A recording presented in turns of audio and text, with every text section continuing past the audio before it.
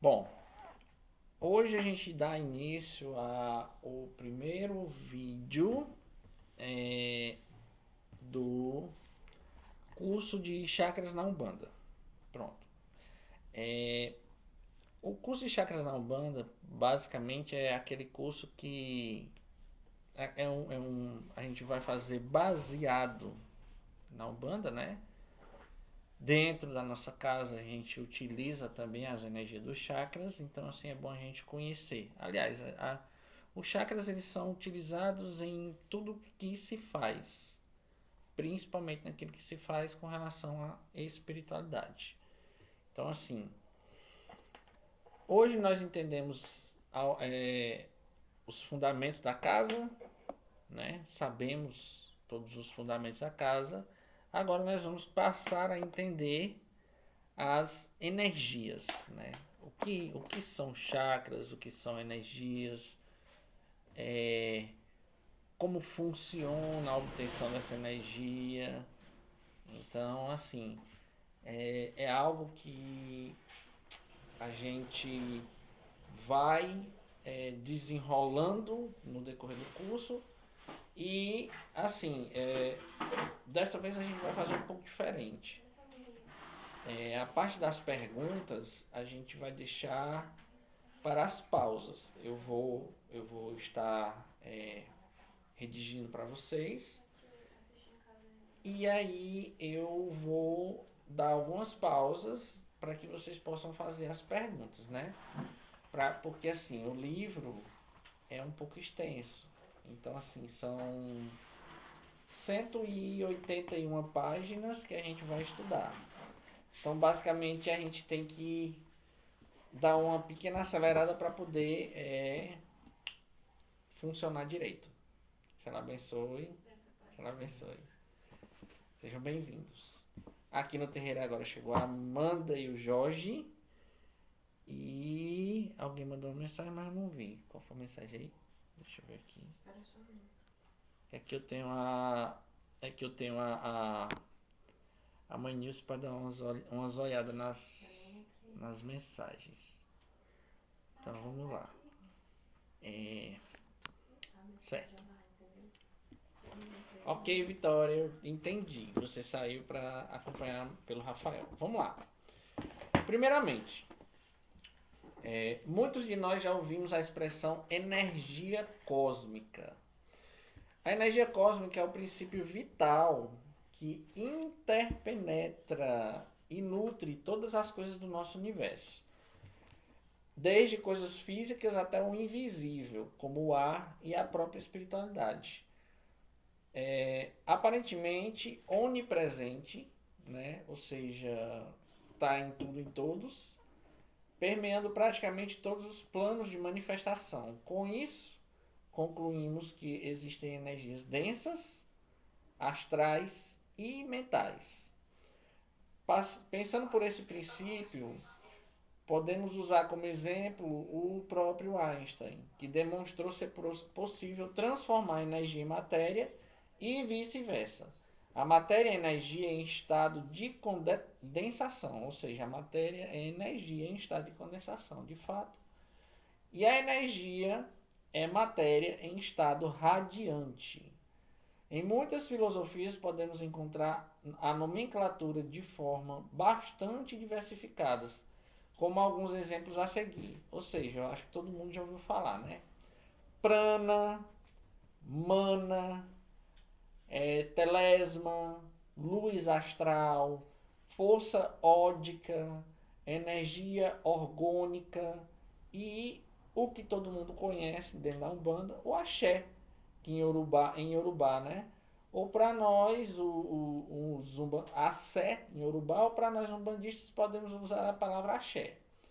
A palavra energia é derivada do grego energis, que significa ativo, né? Que por sua vez deriva de ergon, que é obra, ou seja, é uma atividade, um movimento. Tudo que tem atividade e movimento é energia. No Japão, a energia é conhecida como Ki. Na China, é conhecida como Chi. Ou seja, os budistas conhecem energia de nomes diferentes. O termo axé ou axé é uma palavra iorubá que significa auá, nós, e sé, realizar. Sendo assim, então, realizamos, ou nós realizamos. Realizamos com a força o poder da nossa crença nos orixás e nos nossos ancestrais. Porém, se levarmos ao pé da letra, o verbo realizar é um poder divino. É tudo no universo está presente para uma relação de Deus, né? Logo, axé é a energia vital da vida. Pronto. Resumiu. A energia vital da vida é o axé, ou prana, ou mana, o que todo mundo quiser entender. As energias que nós, os seres vivos, absorvemos e metabolizamos, são oriundas de fontes variadas, como o Sol, o espaço infinito e o próprio planeta Terra. De acordo com alguns estudos, os ocultistas orientais dividiram essas energias em 3 grupos distintos.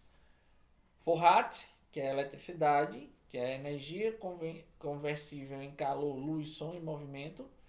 O prana, que é a vitalidade, que é a energia integrante que coordena as moléculas e células físicas e as reúne em um organismo definido.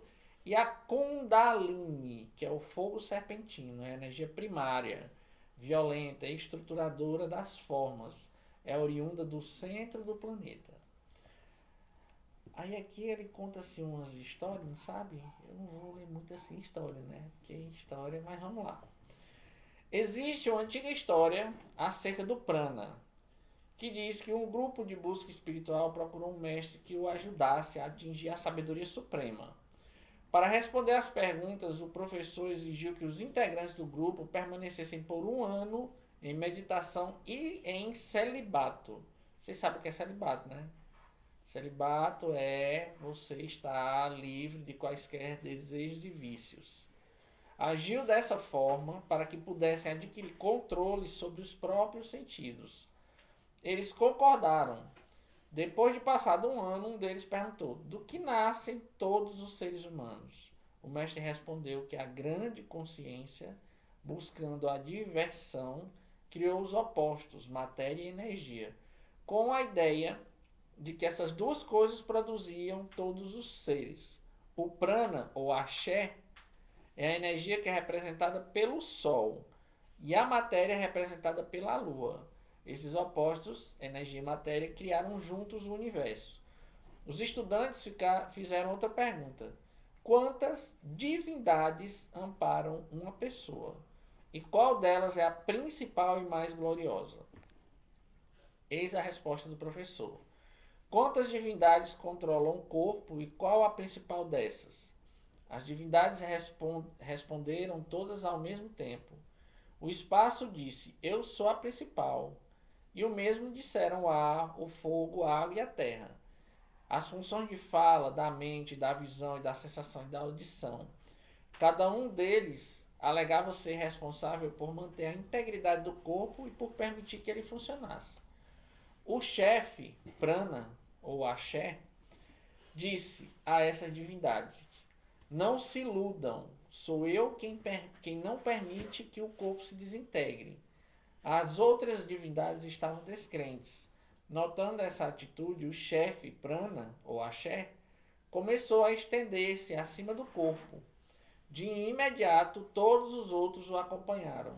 E em seguida, o prana permaneceu tranquilo. E todas as outras divindades ficaram tranquilas também. Percebendo a realidade, todas as divindades começaram a louvar o axé como seu chefe. A verdade é que, assim como os raios da roda de uma carroça fixam no centro da roda, tudo gira em torno do axé. O mestre então ampliou essa ideia. O prana, ou axé, reside com os órgãos e mantém o corpo numa unidade. O prana é adorado como aquele que cria, destrói e preserva todo o universo. Ele aparece como o sol, a chuva, o fogo, o ar, como a força que controla todo o mundo e os céus.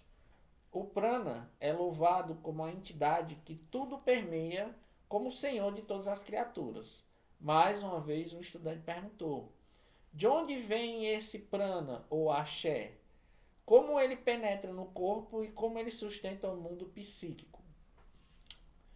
O mestre respondeu: o prana ou axé vem do eu, da consciência pura.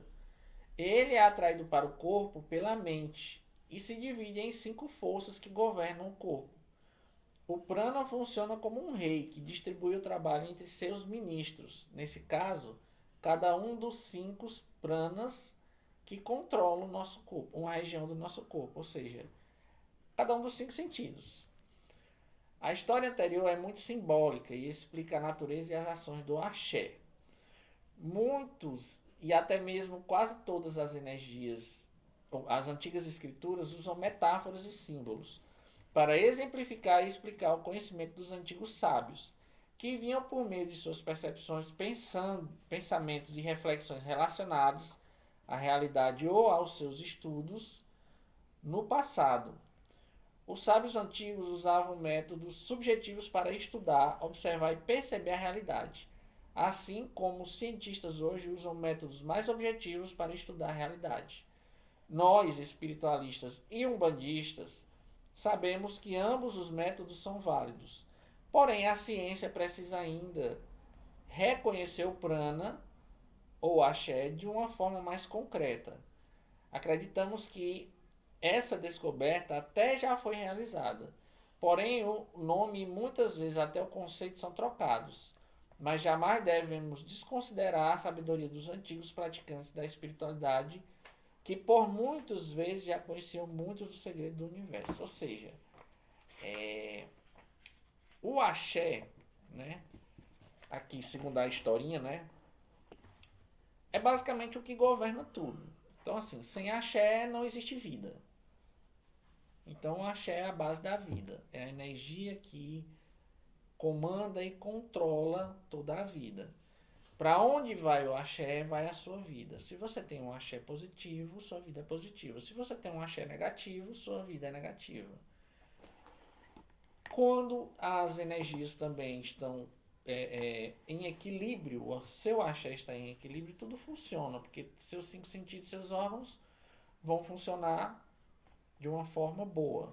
Quando está desequilibrado, tudo vai começar a agir de uma maneira diferente do que é para ser. Então vamos lá. O que é prana? O prana é a energia vital do universo que mantém todos os seres vivos, humanos, animais, vegetais, minerais, etc. Várias tradições apresentam diferentes nomes para o prana, como já informado, mas vamos relembrá-los. Força vital, ki, chi, orgônio, axé ou simplesmente energia. Embora muitas vezes entendido como respiração, o prana não é a respiração. O prana percorre também a respiração, mas é diferente. O prana penetra por todo o nosso corpo e sai dele pelo movimento da respiração. Mas o prana não só interpenetra por meio da respiração. Nós o absorvemos também pela nossa alimentação e pelo simples contato com o ar, ou seja, o tempo todo estamos imersos nessa energia cósmica que habita tudo e todos. O termo prana como energia é mais conhecido na Índia e derivado do sânscrito pra e de an, que é respirar e viver. Logo significa sopro vital, já que o sânscrito pode dar a conotação de outros tipos de traduções. O prana por si só é uma energia neutra e pura, sem quaisquer qualidades. Essa energia pura pode adquirir qualquer qualidade sem perder sua pureza.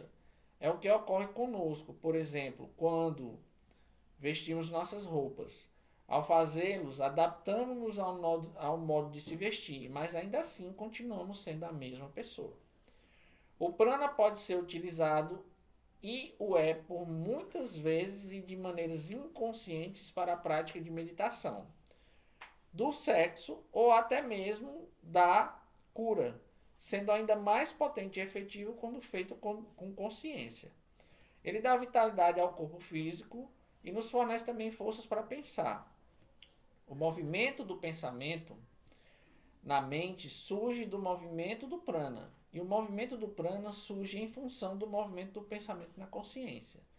Eles formam assim um ciclo de dependência mútua, como o movimento das ondas e das correntes marítimas. Essa citação encontra-se em uma antiga escritura, uma das mais respeitadas na Índia, que tem mais de 5.000 anos. Portanto, a informação apresentada aqui não é nova. Existe há milhares de anos toda uma ciência construída sobre os efeitos do prana. Pronto. Todo mundo já entendeu que o prana é o sopro vital, é a sua energia vital. Então, assim, por exemplo, o que acontece quando você tem problemas respiratórios? Você fica sem energia. Geralmente, quando a pessoa tem falta de ar, quando a pessoa tem ali um problema que entope o nariz, ou então uma gripe severa, a primeira coisa que vai acontecer com ela é ela ficar extremamente fraca. A vida dela vai querer o quê? Deitar e esperar passar. Por quê? Porque o prana, de fato, ele circula pela nossa respiração. A gente absorve ele o tempo todo, mas a respiração é o meio de entrada principal. E essa energia vital ela é necessária para que a gente tenha outras energias e para que a gente manipule. Uma curiosidade para todos. Quando nós estamos dentro do terreiro, que a pessoa está ali no ato da incorporação, geralmente os guias ou até mesmo nós falamos assim: respire, aprenda a respirar. O que significa isso? Significa que a forma de respirar influi muito na sua incorporação. Ou seja, se você respira de forma desordenada, a sua energia está desordenada. Então, seu guia vai ter uma dificuldade para... Então, você tem que acalmar a sua respiração, tomar controle daquilo que está acontecendo no seu corpo para poder, enfim, se libertar e deixar o guia trabalhar. No momento certo, ele vai tomar ou ele vai incorporar e a sua respiração não vai se modificar. Isso é bom por conta do seguinte: quando você sai da incorporação, você não fica morrendo por falta de ar e ofegante. Por quê? Porque ali está tudo controladinho, bonitinho. O seu guia já chegou com aquilo tudo controlado e bonito. Vamos lá. Continuando. O que é o axé? Para entendermos o que é o axé, precisamos compreender o prana, já que ambos estão relacionados. Porém, não são considerados a mesma coisa. Axé e prana são coisas diferentes. Dessa forma, também conseguiremos entender por que muitas vezes citamos o prana como axé. E por esse motivo, precisamos explicar um pouco sobre a visão do que é axé e o que ele faz dentro das religiões que bebem da religiosidade nagô. Falamos a respeito da natureza e do destino dos humanos. Por isso é interessante iniciar esclarecendo o significado de axé ou assé em Yorubá, nome dado pelos Yorubás à força vital. O axé é um termo muito utilizado no candomblé, mas também não é incomum na Umbanda. Segundo Maupoli, esse termo designa em nagô a força invisível, mágico sagrado de todas as divindades, de todo ser animado, de toda coisa. É nos seres vivos que o axé está mais presente. Tudo que existe no planeta Terra depende do axé, que, como força, obedece a algumas leis divinas. Então vamos definir aqui o que é o axé.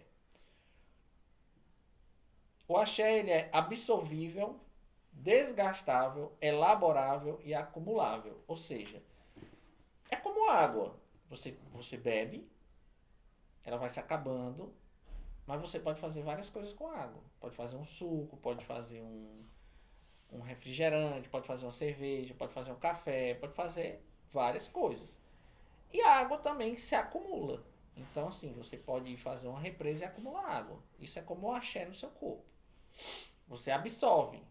você desgasta. Mas você também pode modificar, você pode transformar ele e acumular.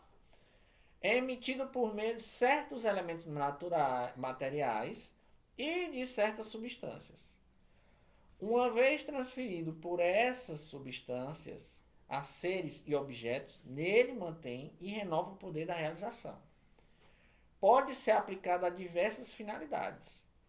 Suas qualidades variam de acordo com a combinação de elementos que o constituem e que são, por sua vez, portadores de determinada carga, de uma energia em particular, e também de um poder de realização particular. O axé dos orixás, por exemplo, é realimentado pelas oferendas e pela ação do ritual, emitido por intermédio da iniciação e ativado pela conduta individual e do ritual. Pode diminuir ou aumentar, dentre outras leis que são mistérios regidos por Deus e as desconhecemos. Ou seja, as qualidades do axé variam de acordo com aquilo que você faz. Então, assim, eu estou precisando, por exemplo, eu estou precisando encantar uma faca. Como é que você vai encantar uma faca? Você vai inserir axé nela, ou do guia, ou algo que você aprendeu a fazer e aprendeu a imantar. Uma vez aquele axé transferido para um objeto, porque o axé ele pode ser transferido para objetos, ele mantém e renova o poder da realização, ou seja, o que para que é aquele objetivo, o que é o objetivo daquela coisa. Qual é o objetivo de você ter uma faca encantada? É para quê? É para uma proteção? É para um corte? É para fazer coisas específicas na alta magia? Uma vez que ela é cruzada e imantada, ela vai servir aquele propósito. Pode ser aplicada a diversas finalidades, como já foi dito, né? Ou seja, o axé, ele pode ser usado, vamos lá, vamos exemplificar. Eu vou precisar de médiums que trabalhem com cura. Então eu vou pegar aqueles médiums, treinar o lado cura deles, ou seja, fortalecê-lo no axé de cura, para que eles possam estar transferindo aquele axé para outras pessoas. Gerando, ensinando como gera, como faz e tudo, para que eles se fortaleçam naquilo ali. Daí vem uma coisa chamada banhos, daí vem uma coisa chamada defumações, daí vem outra coisa chamada beberagens, que nada mais são do que a transferência do axé de uma coisa para o objetivo de outra. Ou seja, o banho de ervas é a transferência do axé das ervas para você. Ou seja, eu vou tomar um banho de proteção. Aquele axé que tem naquela erva, ele vai te imantar com aquela proteção que você precisa. E assim sucessivamente. Vamos lá. Segundo Juliana Elben dos Santos, né, o axé é a força que assegura a existência dinâmica, que permite o acontecer e o devir. Sem o axé, a existência estaria paralisada, desprovida de toda possibilidade de realização. Ele é o princípio que torna possível o processo vital, com toda a força. O axé é transmissível e conduzido por meios materiais e simbólicos, e é acumulável. É uma força que só pode ser adquirida pela introjecção ou por contato. Pode ser transmitida a objetos ou seres humanos, como já falei, mas essa força não aparece espontaneamente, ela deve ser transmitida. Todo objeto, ser ou lugar consagrado só é pela aquisição do axé. É preciso acumulá-lo, mantê-lo e desenvolvê-lo. Sendo que o axé, né, é o princípio e força, ele é neutro, pode transmitir-se e aplicar-se a diversas finalidades ou realizações. Por sua vez, a qualidade do axé varia, seguindo a combinação dos elementos que ele contém e veicula. Cada um deles é portador de uma carga, de uma energia, de um poder que permite determinadas realizações. Essa é a força do axé. Ela está contida e transmitida por meio de certos elementos materiais e de certas substâncias. O axé contido é transferido por essas substâncias aos seres e aos objetos. Mantém e renova neles o poder de realização. O axé está contido em uma grande variedade de elementos representativos do reino animal, vegetal e mineral, seja eles de água doce ou salgada, de terra, de floresta, do mato ou do espaço urbano. O axé que está nas substâncias essenciais de cada um dos seres, animados ou não, simples ou complexos, compõem o mundo. Os elementos portadores de axé podem ser agrupados em 3 categorias. Então vamos lá, resumindo. O que é um terreiro? O que é uma igreja? O que é um centro espírita? O que é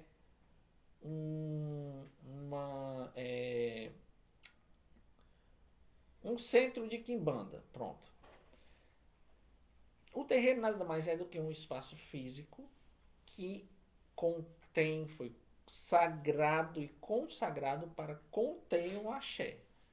Ou seja, tudo que está dentro do terreiro, ele se acumula com a energia do axé daquele lugar. A cada trabalho, a cada realização, a cada coisa que os guias fazem, a cada troca que é feita, a cada coisa que é feita com aquela fé e aquela dedicação vai se acumulando em cada cantinho do terreiro. E nas ferramentas, ou seja, uma guia. O que é uma guia? Uma guia é um elemento cruzado com o axé, com a energia de um guia para proteção ou para trabalho. Então é uma ferramenta que foi feita para aquilo, foi cruzada, foi inserida energia para aquilo. Mas se eu pego uma guia, eu cruzei ela hoje e eu passo 1 ano usando ela sem renovar nenhuma energia nela, ela vai servir? Supercarregada. Primeiro, Porque ela vai absorver as energias ruins. ela vai estourar. Antes de 1 ano ela vai estourar. Segundo, se ela não estourar, ela vai perder a força. Então vai virar simples contas. Entendeu? Vai virar simples materiais. Aí você vai ter que cruzar de novo, você vai ter que limpar, você vai ter que descarregar, fazer todo um processo de novo. Isso é um exemplo. Por exemplo, os tambores. Os tambores contêm axé? Contêm axé. O que é o axé dos tambores? O axé dos tambores é a energia da música. É a energia que é inserida toda vez que se inicia uma gira. É a energia que é inserida pelo próprio Ogã, a cada batucada, a cada toque. E aquela energia ela vai se carregando. Tudo dentro do terreiro, aonde tem a existência de um tambor, de onde tem um Ogã, passa pelo tambor. Então assim, os guias, as energias, tudo passa pelo tambor. O tambor é um local também de carrego e descarrego. Então assim, toda a energia ela flui e influencia pelo tambor também. Então vamos lá. O que são os elementos portadores do axé e como eles são utilizados, né?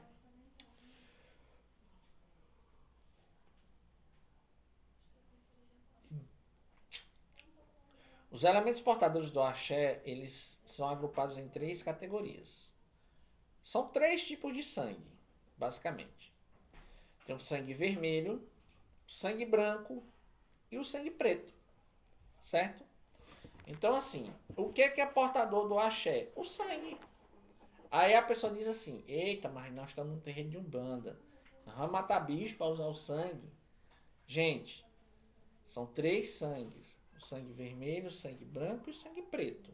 Então vamos entender o que são esses 3 sangues. Sangue vermelho. O sangue vermelho é o sangue do reino animal, né? Corrimento menstrual, sangue humano ou animal.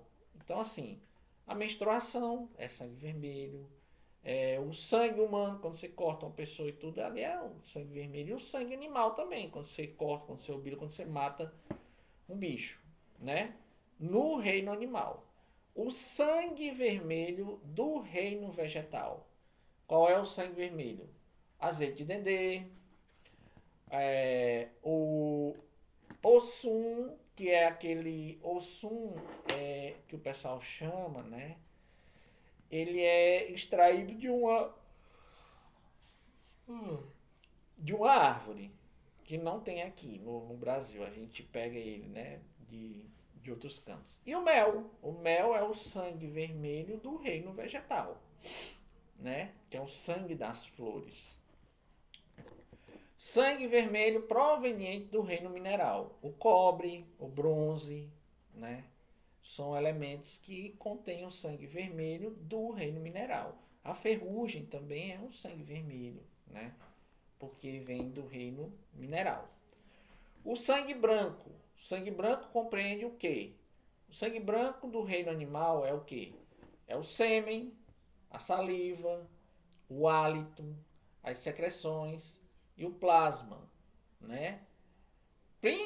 Particularmente o plasma ele é o plasma que a gente fala do sangue branco, ele é o sangue do caracol. Pronto. Vocês notam que quando uma lesma ela passa por um lugar, ela deixa ali aquela gosmazinha, pronto, aquilo ali é o sangue branco que a gente chama, né? Que é o plasma do caracol. O sangue branco do reino vegetal é a seiva de uma árvore, ou seja, quando você corta uma árvore que sai aquela coisinha branca, né? O sumo, o álcool e as bebidas brancas extraídas das palmeiras e de alguns vegetais. E tem também a manteiga vegetal, né? Que chama de ori, que é a manteiga vegetal. Esse é o sangue branco do reino vegetal. E o sangue branco proveniente do reino mineral são os sais, o giz, a prata, o chumbo, né? São coisas que quando são derretidas eles ficam esbranquiçados, né? Terceiro sangue, o sangue preto, corresponde o quê? Do reino animal, as cinzas de animais, né? As cinzas de animais aonde você crema um corpo humano, ele também tem se você pegar aquela cinza e colocar em água, ela fica preta, né? É o sangue preto, como chama. O do reino vegetal, sumo escuro de certos vegetais. E o ilu, índigo, extraído de diferentes tipos de árvores. É a preparação. E um pó azul escuro chamado uagi. Esse é o sangue preto do reino vegetal. O que? O né? O que tem o né? Né? E o do reino mineral o sangue preto do reino mineral é o carvão, é o ferro e outras coisas escuras que tem no reino mineral. Ou seja, a turmalina, a ônix, essas pedras também pretas, elas compõem o sangue preto, porque uma pedra nada mais é do que material condensado. Então ela vai ter um ponto de derretimento. Então em alguma hora uma pedra vai derreter e vai virar o sangue preto. Vamos lá. Explicações. Dentro da Umbanda, eu uso sangue animal? Não. Dentro da Umbanda eu posso usar o sangue vegetal ou o sangue mineral. Para ambas as partes. Então assim, eu preciso fazer uma oferenda para Exu. Eu preciso matar uma galinha? Não. Eu posso fazer com azeite de dendê. É o sangue vermelho do reino vegetal. Azeite de dendê. Quero fazer uma oferenda para Pombogira. Eu vou precisar matar uma galinha? Não, eu coloco o mel. O mel é o sangue das flores, é o sangue vegetal. Tá, mas eu não tenho como. Mas eu quero complementar. Eu vou colocar o quê? Pronto. Pega um pedaço de cobre e coloca em cima. É o sangue vermelho, né? Ou então bronze, um pedacinho de bronze, né? Tudo. Aí vocês podem utilizar vários elementos que contêm o sangue vermelho, né? Tanto do reino vegetal quanto do reino mineral. Do reino animal, não. A não ser que você queira fazer alguma magia. Aí, por exemplo, um sangue que todo mês é jogado fora e que pode ser utilizado, é o sangue menstrual, que algumas magistas coletam aquele sangue e alimentam a árvore com ele. E fazem certos pedidos, né? Mas eu acho meio nojento, né? Não sei, né? Depende aí de quem costuma mexer com esse sangue, tá? O sangue branco também é a mesma coisa. Ou seja, não sei se vocês já viram em alguns trabalhos um guia cuspir na mão ou colocar um pouco de saliva em cima de alguma coisa. Isso é sangue branco. A saliva, o hálito, por exemplo, um guia soprar, ele está fazendo ali uma inserção de sangue branco na pessoa. E as secreções que a gente fala são aquelas coisinhas que saem na gente, né, que cria pus, essas coisas assim, pronto, isso aí é o sangue branco também. Então, essas coisas são usadas em certos tipos de trabalho, ou seja, trabalhos que se referem a coisas sexuais, utiliza-se o sêmen do homem, que é o sangue branco. O sêmen do homem, ele equivale a litros e litros de sangue comum. Ou seja, ali contém muita vida. Então contém um axé muito multiplicado, né? Então vamos lá. O sangue branco do reino vegetal. Então eu vou usar sangue animal na minha casa? Não, eu posso usar o quê? Uma bebida, o álcool, uma cachaça, né? A manteiga vegetal, essas coisas, né? Sangue branco proveniente do reino mineral. O que a gente usa de sangue branco no terreiro? A gente usa o sal grosso, né? A gente usa a pemba branca, né? A mãe de santo tá fazendo bullying comigo. Então, assim, a gente utiliza essas coisas dentro do terreiro para fazer certas magísticas. E o sangue preto, todo mundo conhece, todo mundo sabe, né? São cinzas, é o sumo escuro de alguns vegetais e aquilo que a gente costuma usar sempre no terreiro. É carvão, é ferro, que é a pemba preta, é ferro, essas coisas, entendeu? Vamos lá. Até aqui, alguém tem dúvida? Tá na hora de tirar as dúvidas.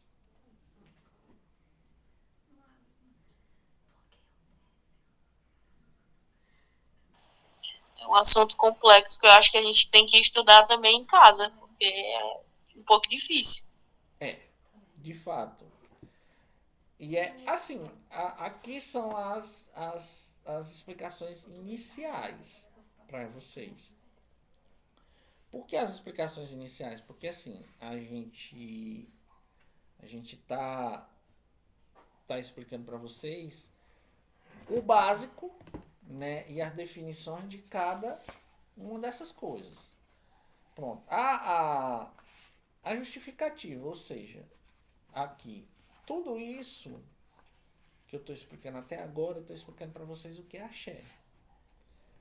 Então, assim, de onde vem o axé?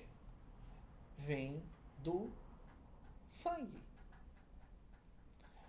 Sangue é vida, e a vida, o axé é vida.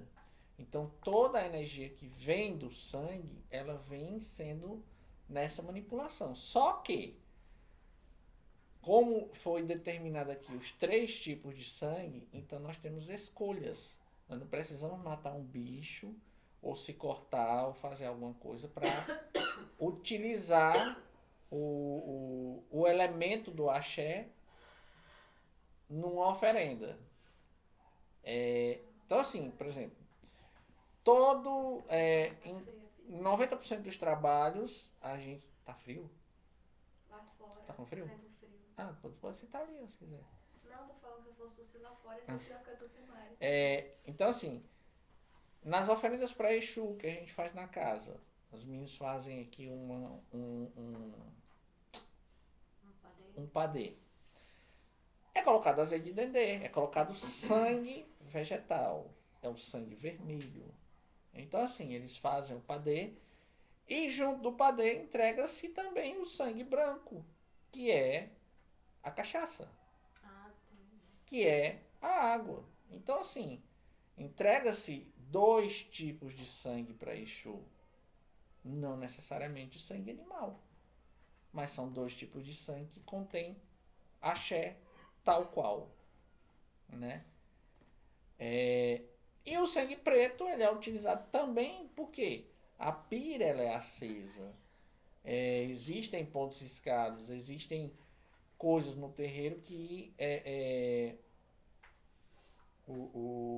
que a gente utiliza-se do carvão, né?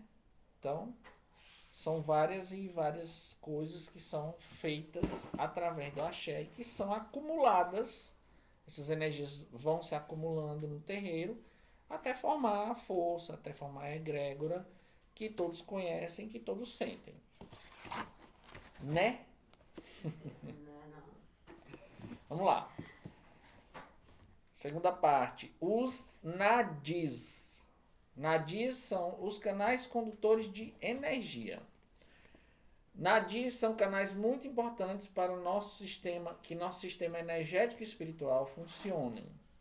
Eles conduzem, regulam toda a energia, né? Toda a energia, o prana, o positivo e o negativo, nos nossos chakras. Os nadis são muitos, chegando até mesmo a ser milhares, que percorrem todo o nosso corpo em todas as direções, passando pelas linhas dos meridianos e dos pontos energéticos. Para os antigos hindus, os nadis são sagrados, e é por meio de um nadi central e muito importante chamado de Sushumna que liga nosso chakra base ao topo de nosso chakra coronal, que podemos desconectar do corpo físico para entrar em contato com os planos superiores e trazer para nosso cérebro físico memórias de experiências espirituais. Nos dias atuais, pelo fato do conhecimento estar universalizado, encontramos a tendência de haver uma certa convergência entre o conceito de chakras e nadis da cultura indiana e da chinesa, ocorrendo assim o correspondente dos nadis na Índia com os meridianos chineses encontrados principalmente na acupuntura, assim como prana, que e chi seriam nomes diferentes para a mesma energia vital. Segundo pesquisas com o campo eletromagnético humano, foi mostrada a relação entre os meridianos e os nadis, assim como as alterações nas ondas cerebrais durante a ativação dos chakras superiores.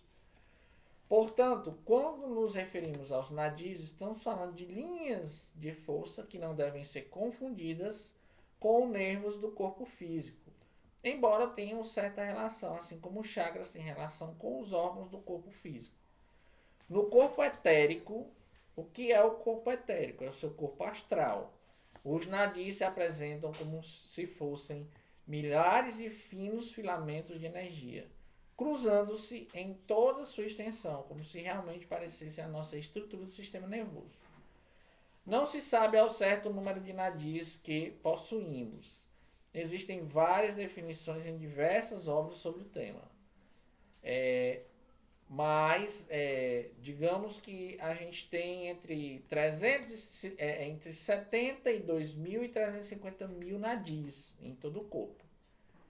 Entretanto, somente os 3 principais na yoga, né, que é o Sushumna, Idla e Pingla, sendo que o Sushumna domina todos os demais, porém pouco importa o real número de nadis presente em nossa estrutura energética, porque nós devemos nos atentar somente aos 3 principais citados anteriormente. A grande maioria dos médiuns vê o corpo humano como uma série de camadas progressivamente mais sutis, muito parecidas com as de uma cebola, mas na verdade é exatamente o oposto disso, pois cada um dos corpos penetra o anterior até o centro do corpo físico, ou seja, todos se interpenetram, e é exatamente isso que faz com que o sistema de nadis possa existir nos corpos físicos e energéticos simultaneamente. Alguém quer falar? Pode falar. Não. Vamos lá. Quando nos referimos a nadis, sistema nervoso e glândulas, estamos correlacionando os três aspectos divinos que temos presentes na nossa estrutura física e espiritual. São também condicionados pelos corpos astral e mental, que fazem um canal direto de comunicação com os 7 chakras, e a partir dele, com todos os sistemas de nadis, nervos e glândulas. Esses 3 sistemas expressam por meio do físico a condição ou grau de desenvolvimento dos chakras, e a energia que eles representam é distribuída por todo o corpo e pela corrente sanguínea. Quando os chakras estão em atividade e bem ativos, todo o nosso sistema nervoso fica energizado e em seguida responde de maneira imediata a toda a energia que está sendo conduzida pelos nadis, resultando em um sistema endócrino bem equilibrado. Com isso, todo o poder vital que estará fluindo pelo corpo tem um papel tão importante e poderoso no nosso corpo físico que nosso corpo físico ficará imune a diversas doenças. Por conta de estarmos hoje em dia inseridos em uma rotina estressante, movimentada e cheia de atividades, sem tempo para nos olharmos e nos cuidarmos, impossibilitando-nos de ter um equilíbrio saudável, alguns de nossos chakras não despertam e muito menos tendem a funcionar corretamente. Isso faz com que tenhamos sérios problemas físicos, mentais e até mesmo emocionais, afetando diretamente nosso desenvolvimento espiritual. Toda essa ação desequilibrada e cheia de efeitos negativos sobre nosso sistema nervoso e também sobre nossas glândulas levará nosso corpo a ter falta de vitalidade, hiperatividade e muitas outras sensações nada agradáveis e indesejáveis que, mais cedo ou mais tarde, poderão se tornar uma doença séria. Muitas dessas doenças se dão como resultado de tendências hereditárias, ou até mesmo por predisposições inerentes, ou aparecem como resultado do mau funcionamento dos chakras que atuam por meio dos nadis. Resumidamente, a incapacidade física de todo tipo e os numerosos e diversos aspectos de má saúde podem ser atribuídos diretamente à condição dos chakras, já que são eles que determinam a atividade ou passividade dos nadis, que por sua vez afetam todo o sistema nervoso, o sistema endócrino e a corrente sanguínea, responsável por distribuir condições a todas as partes do corpo. Ou seja, é uma coisa muito séria. Então, assim, os chakras, eles são fontes, né? São coisas seríssimas que tem no nosso corpo. E a tendência é que a gente cuide dessas fontes energéticas do nosso corpo. Porque, assim, cada chakra está ligado a um órgão. Quando um chakra está desordenado, desalinhado, não desperto, ele vai tender a te causar problemas, te causar doença, te causar alguma coisa ruim, não legal. Hoje, nós temos terapias energéticas, né? Que são feitas justamente para isso, para equilibrar e alinhar, ordenar esses chakras e esses nadis. Uma delas é o Reiki, muito conhecido, todo mundo conhece o Reiki, eu acho. O Reiki ela é uma terapia energética onde o terapeuta ele vai colocar, né, inserir energia na pessoa que está precisando e com essa energia que vai ser inserida ele vai reordenar os chakras. Mas lembrem-se, tudo que se correlaciona à energia, né, correlaciona também à lei divina. Então, assim, as energias são inseridas nos corpos, porém, só são utilizadas por aquele corpo se o eu superior ou a divindade daquela pessoa permitir, se for do merecimento daquela pessoa.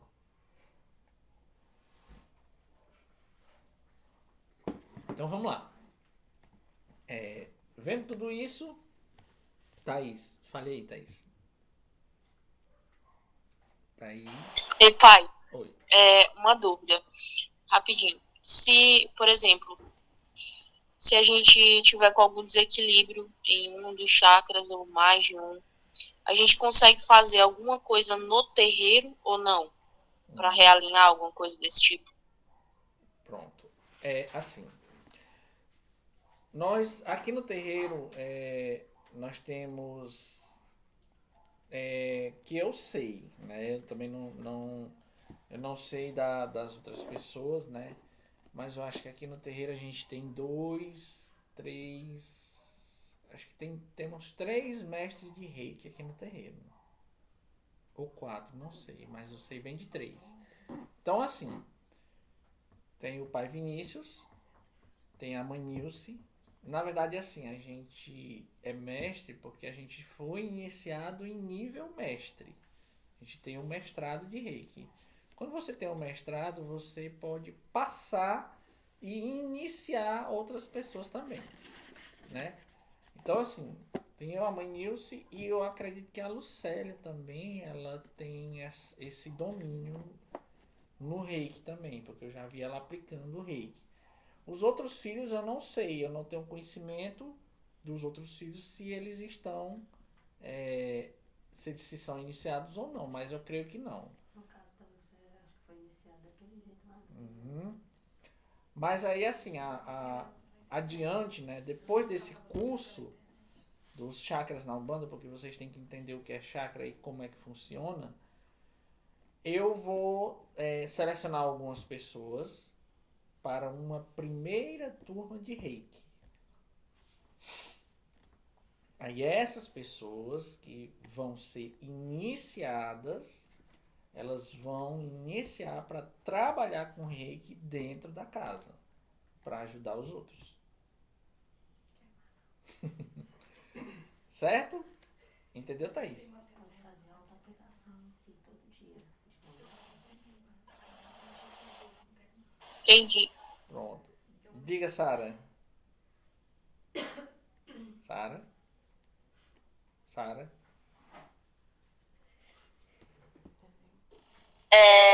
E pai, acontece do chakra ficar estagnado e parar de girar?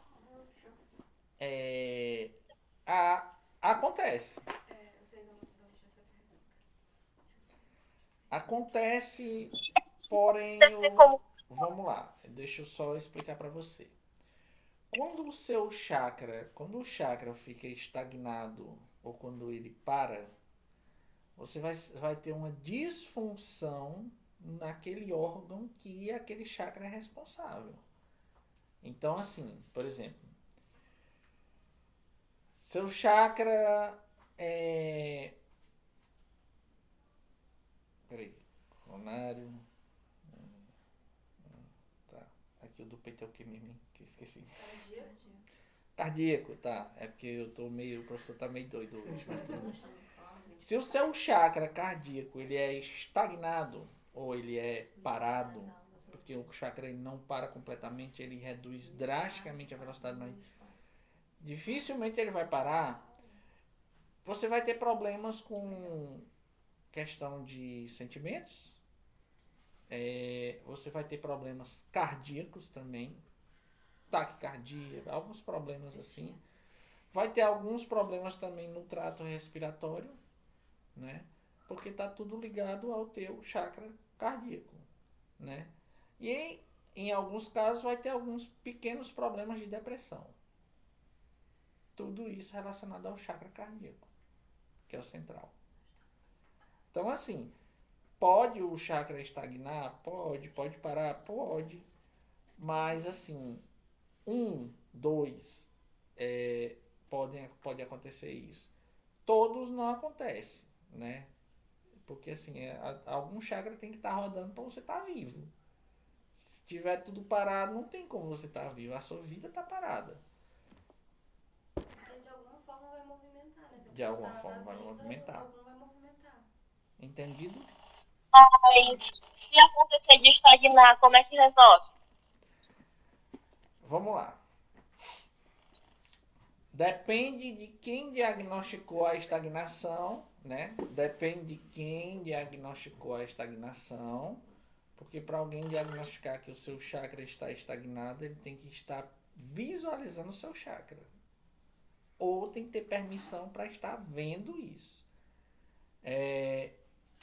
Se de alguma forma o seu chakra estagnar ou ele reduzir a velocidade ou girar ou rodar contrário, alguma coisa assim, tem que ver o que é que vai fazer na sua vida para que você possa, para que ele possa retornar ao que era.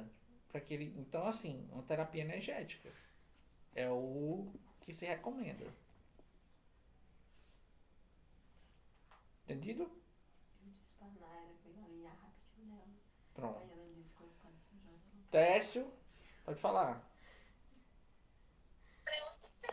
Ei, pai, o que é reiki? Vamos lá. O Reiki é uma terapia energética que foi desenvolvida ali pelos tibetanos, né?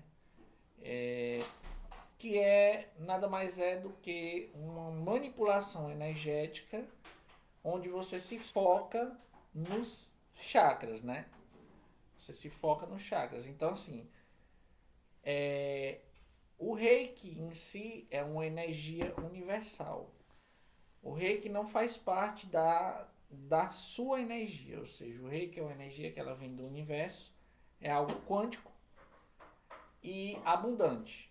Só que para você utilizar-se dessa energia, que é focada em cura, né? Para você utilizar-se dessa energia, você tem que ter uma iniciação. Dentro da iniciação é aberto um canal de chakra, onde por aquele canal é transmitida a energia do Reiki. Pronto, em resumo, o Reiki é uma energia de cura. Certo? Ei, pai, e tipo assim, é possível ser visto o chakra da gente? Sim, é possível. Quem é clarividente enxerga bem direitinho todos os chakras das pessoas. É só se focar naquilo. É assim. Deixa eu explicar para você. Os chakras, eles são visíveis e palpáveis para quem é clarividente. Óbvio que assim, por exemplo, por isso que eu sempre falo, pessoal, não toque na cabeça,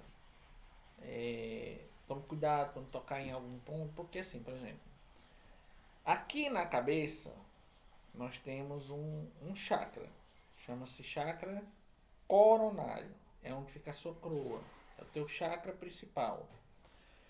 Aqui na testa nós já temos outro chakra, que é o chakra frontal, é a sua visão, ele fica frente à sua glândula pituitária. Mais abaixo você tem o laríngeo, que é o chakra da fala, né? É o chakra que é utilizado muitas vezes em centros espíritas por os espíritos para que ele possa falar, é o laríngeo, né? Ele é muito correlacionado com respiração, com os problemas respiratórios e tudo mais. No seu peito, você tem, bem aqui no meio do peito, você tem o seu chakra cardíaco. Um pouco mais abaixo, você tem o plexo solar, né? Que é onde fica o seu estômago. Mais abaixo, né? Você tem aqui você tem o plexo solar, mais abaixo você tem o chakra umbilical, certo? Mais abaixo você tem o chakra sexual e mais abaixo você tem o chakra básico.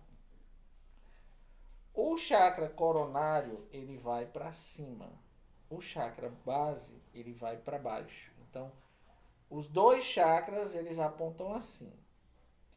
Os outros é frente e costa. Entendeu? seu chakra base, ele é ligado à terra. E o seu chakra coronário, ele é ligado ao divino. Então, assim, o reiki, ela é uma terapia energética que faz com que você alinhe os chakras, que ela tem propriedades curativas e tudo mais. É toda uma medicina, é uma novela para explicar reiki. Mas basicamente é uma terapia energética. Beleza? Entendeu, né? Pronto. Mais alguma dúvida? No caso, só com a terapia pra cuidar dos chakras, no caso, né? Terapia. Tem alguma outra forma, assim? Eu conheço. Tirando uma espada. Não, terapia. Só terapia. Terapia energética. Os banhos também fazem parte desse cuidado. Os banhos fazem parte Da do terapia. cuidado, né, da terapia. Mas, por exemplo, eu vou explanar um pouco sobre reiki. Vamos lá. Não era para ser mais na frente, mas eu vou explanar um pouco aqui. O terapeuta de reiki, ele precisa de um espaço, né, para poder fazer a terapia, por exemplo. Basicamente, as terapias de reiki vão ser feitas no quarto dos caboclos, aqui na casa. Então, assim, como é que consiste uma terapia de reiki? A pessoa deita-se, veste-se de branco, deita-se ali. E o terapeuta, ele tem que estar de branco. Não pode estar com roupa de cor, não pode estar Fale com... assim, viu, Sara? Então, assim, o terapeuta de reiki, Ele ele veste-se de branco. Um detalhe: o terapeuta de reiki não toca no corpo de quem está sendo feita a terapia. Energia, ela é transferida e transmitida, não precisa você tocar. Distância: 15, 20 centímetros de distância do corpo da pessoa. Até porque, quando você está fazendo terapia, né? Por exemplo, eu sou terapeuta de reiki, eu sou reikiano, como a gente fala. Eu vou fazer terapia numa mulher. Eu sou homem. Aí, a terapia, ela consiste em quê? Primeiro, onde é que você emana a energia? É pelas suas mãos. Então, eu vou passar, tem parte na terapia que você passa sobre toda a extensão do corpo da pessoa. Aí eu vou passar minha mão no corpo de uma mulher. Não dá. É um suicida. Então, assim, eu não vou passar primeiro, eu não vou passar a mão no corpo da pessoa. É igual como a gente vai dar um passe. Você dá um passe energético, você não precisa tocar na pessoa. Você dá um passe energético à distância. Entendeu? Cabeça, chakra, tudo. Tem as posições de mãos, tem as ativações, você tem símbolos que você precisa ativar quando vai fazer. É algo que é muito, como é que eu posso falar? É muito complexo. E o terapeuta, ele tem que ser extremamente profissional, porque assim, a gente já viu algumas coisas acontecerem no meio, né? Não vou falar de nome de A ou de B, mas a gente já viu acontecer coisas, né? Por exemplo, a pessoa está fazendo uma terapia e está tocando no corpo da outra. Ah, não, mas eu vou precisar infundir energia no seu peito. Aí o camarada vai aqui com a mão, pega aqui no meio dos peitos da pessoa. Principalmente homem sem vergonha. Aí pega logo nos peitos da mulher, né? Aí, não, eu vou precisar infundir. 2 lugares que são extremamente complexos. Quando você vai alinhar o chakra sexual de alguém e o chakra base, e quando você vai alinhar o coronário e o cardíaco. Porque o chakra base, para você alinhar, você tem que de fato colocar a sua energia ali em cima daquele local. Então, assim, homem fazer terapia em mulher torna-se constrangedor por causa disso. Porque assim, eu tô com a minha mão muito acima de você, mas eu vou sentir ele tocando. Então, se a pessoa não for extremamente profissional e se não for extremamente, como é que se diz, concentrado naquilo que está fazendo, ele vai fazer merda. Ele vai fazer besteira. E é uma manipulação energética. Se você não tiver certeza do que você está fazendo, você vai acabar bagunçando mais ainda aquilo que já estava com problema. Entendeu? Por isso que tem que ter responsabilidade, por isso que tem que ter por isso que tem que ter iniciações. E a gente nunca determina. Por exemplo, eu nunca chego para a pessoa e vou dizer assim: ó, eu vou passar aqui um reiki em você e eu vou lhe curar. Não. Eu vou passar um reiki em você, eu vou lhe inserir numa terapia, a gente vai fazer a terapia, só que a sua melhora depende do seu merecimento.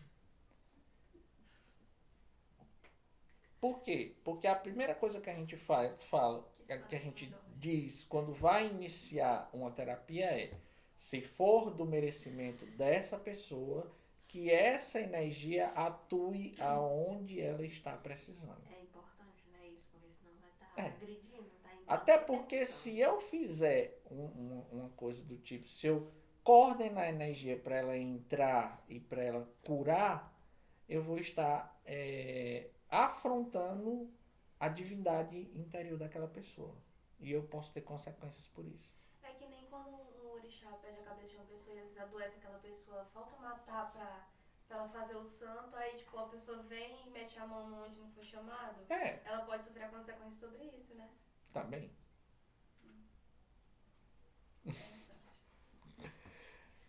Pronto. Então, gente, é assim, a gente fica na página 27. Olha, nós fizemos 27 páginas hoje. Que legal. A respeito das energias, nós vamos aprendendo e praticando. O nome do livro é Chakras na Umbanda, certo? O livro é um livro da editora Madras. O autor do livro chama-se Rafael P.H. Alves. Ele é um bandista, né? Então ele aprendeu, é pupila ali do Alexandre Comino e é uma ótima pessoa, um cara muito entendido das energias, muito entendido das coisas, certo? E dentro dentro do livro a gente tem, né, exercícios que vão ser feitos. Os exercícios a gente vai fazer nos decorreres os exercícios a gente vai fazer nos decorrer dos desenvolvimentos mediúnicos. Então assim, vai ser bem legal. Quando a gente chegar na parte das práticas, a gente faz nos desenvolvimentos mediúnicos. Vai ser bem legal para todo mundo. Certo? Então, axé para todos.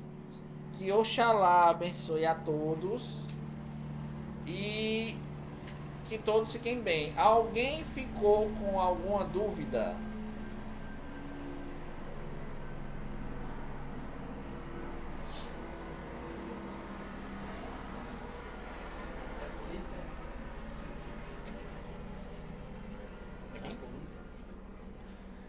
Vou perguntar novamente. Alguém ficou com alguma dúvida? Fale agora, o cara se para sempre.